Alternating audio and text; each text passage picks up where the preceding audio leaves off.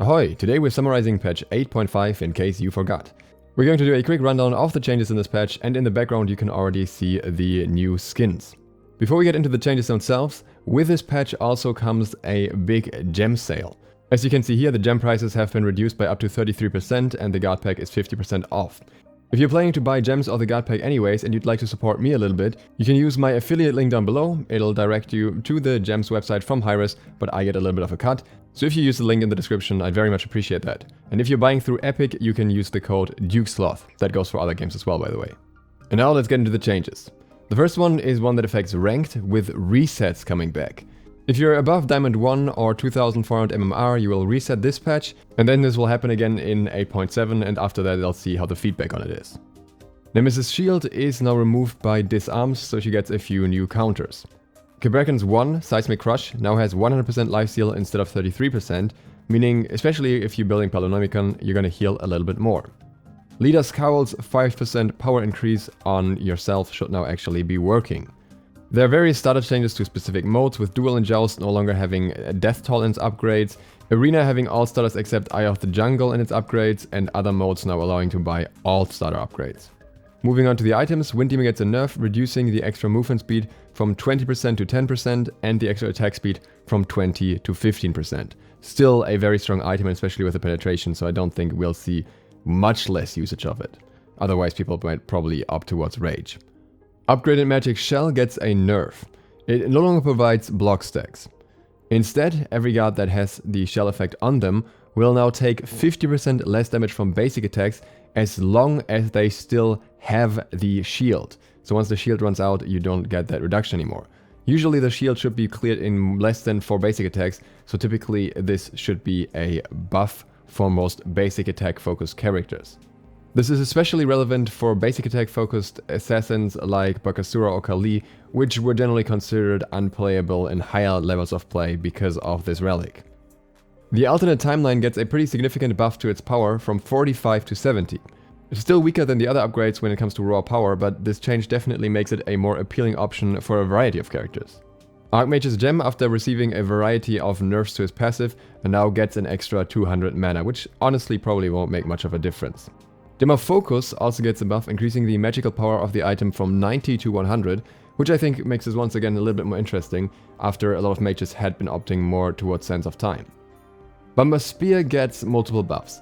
He gets a 10% cooldown reduction, instead the 200 mana on the item is removed, and the passive now provides a 10% power buff for 10 seconds duration after jungle camps, structures and jungle bosses. In return, it no longer provides bonus gold on jungle camp structures and jungle bosses. Here's the thing, it still doesn't work properly, so yeah, it's not worth it. Forget about it. I have no idea why they didn't fix the mechanics that haven't been working about this item since patch 8.1 before introducing new mechanics to it that then also don't work. Mannequin Hidden Blade, on the other hand, I would argue get exactly the buff it needed.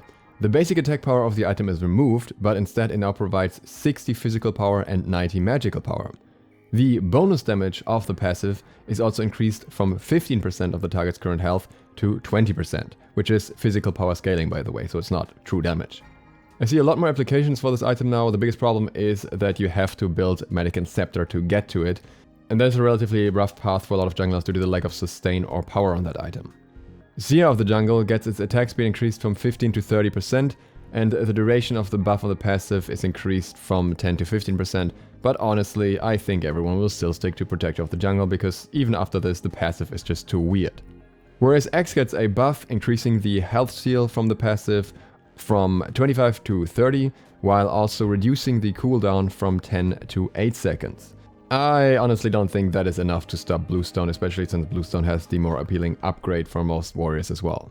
Warding Sigil gets its physical protection increased from 10 to 15, which technically works well against Bluestone, but then you're still having significantly less clear, so I don't really see many guards where this would be more viable of a choice. I would be surprised if these changes are enough to shift the Bluestone meta significantly. The only guards that would really consider picking these up are guards that can't build Bluestone. And Bluestone didn't get nerfed. Benevolence gets a change that now makes it so that the bonus XP and gold effect only applies to one nearby ally instead of multiple, which is especially important for Joust, which was kind of broken through this item.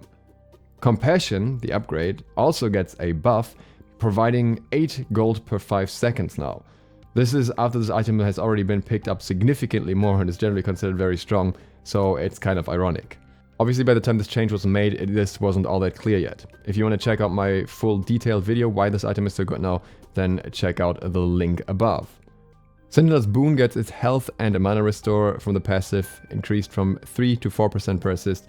Again, an effect that I think is just not useful enough in late game because it relies on minions and yeah, it's also very self-centered essentially.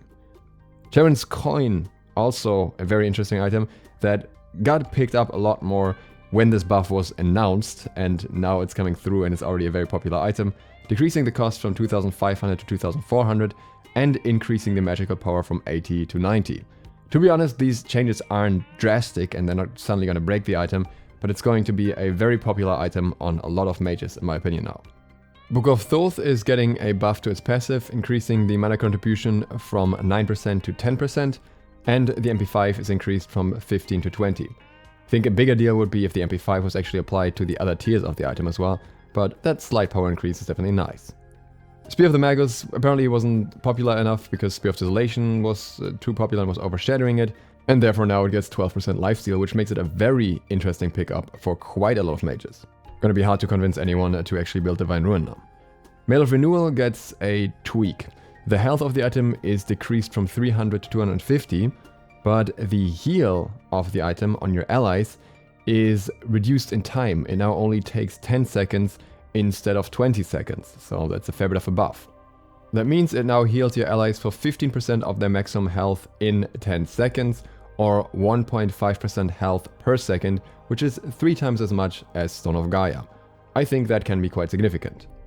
Stone of File gets its cost decreased from 2500 to 2350. Doesn't matter, it's still a super awkward item that is not worth building on the vast majority of characters though. Persephone gets a full rework. To quickly sum it up, her passive now only allows her to plant some seeds after death and not actually interact or damage enemies, so it's significantly weakened. The gold restore part remains. Her first ability is more of a normal line ability now that you can re-aim and doesn't have these two components, also has a shorter range and slows enemies. Her second ability is completely reworked. It's now a small circle AoE similar to a Kronos one that spawns 3 plants afterwards that then grow into their second stage, which now is only the chasing plants. Only that the plants no longer chase an enemy but go in a straight line from where they are attacked. While going in a direction, they will attack multiple times so they can deal a lot of damage to enemies, especially to waves as well. Her third ability is still an escape, but it deals its own amount of damage now, which is similar to the damage that you would have had if you put down a single seed beforehand. It'll grow seeds to the plant stage and send them in the direction that Persephone is looking in. Her ult isn't drastically changed, but the vines that attach to enemies will no longer stop them from walking away from the center. They will now slow enemies instead when they try to walk away and will stop them from leaving this circle entirely.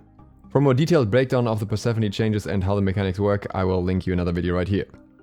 Gilgamesh got nerfs again as well, with Sunford Scimitar having reduced burst damage now, the initial damage of the ability, from 65 to 205 to 65 to 185, so you rely more on the follow-up basic attack damage now.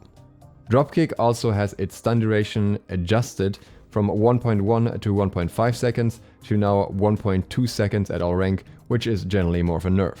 So far, he's still performing very well in all game modes, and he also is now available in ranked, so those nerfs are more than warranted and he might get some more.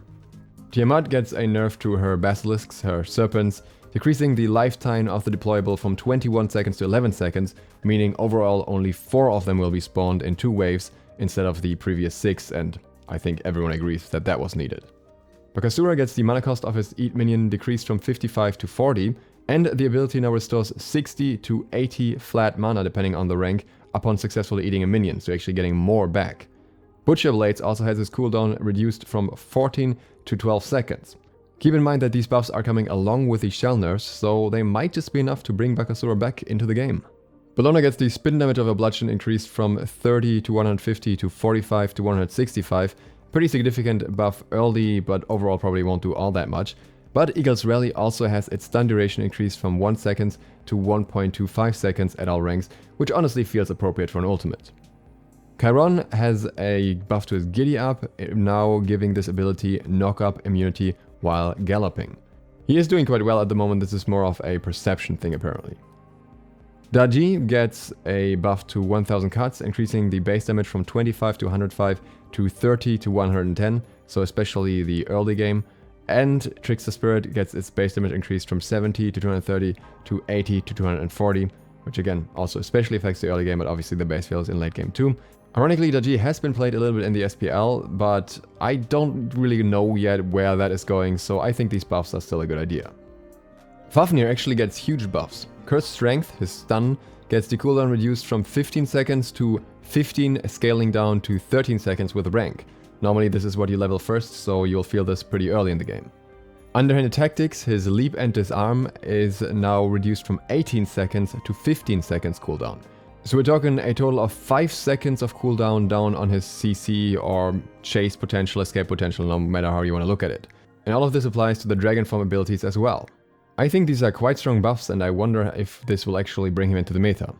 Hera gets 2 buffs. Her Polymorph has its magical power scaling increased from 75 to 80%, just a tiny bit here, but her shield, Divine Shroud, has the shield health increased from 50 to 250 to 70 to 230. But along with that, the health shield is also increased from 15 to 17 times Hera's level. So the previous shield values were 65 to 550, whereas now the values are 87 to 570 based on the lowest level and rank and highest level and rank. So overall it's definitely a buff. Hera shield buffs are always scary, but this one seems reasonable to me. Kukulkan gets his Slipstream buffed, decreasing the cooldown from 15 seconds at all ranks to 15 down to 13 seconds, which is an interesting buff since the mobility that he has during this is quite good, while not being as good as a traditional escape. Medusa has her Lacerate healing debuff duration increased from 3 to 4 seconds, and the cooldown of the ability is reduced from 15 to 15 down to 13 seconds depending on rank. This is a nice quality of life buff, but at the same time the biggest problem of this escape is still that it can be body blocked. Mulan gets another set of buffs, increasing the buff duration of Cross Strike from 4 to 6 seconds on the attack speed increase buff. Grapple, her pole, has the buff duration increased from 4 to 6 seconds on her protections increase, and the stun duration of the ability is increased from 0.8 seconds to 1.0 seconds on all ranks. Still relatively minor buffs, so we'll see if that's enough to bring her into the spotlight. If you enjoyed this and you want to see more future SMITE updates as well as info videos in general, feel free to click the sub button and maybe the bell as well. I will save myself the long outro today because this video is long enough as is for being a quick summary. Thanks for watching, Duke out.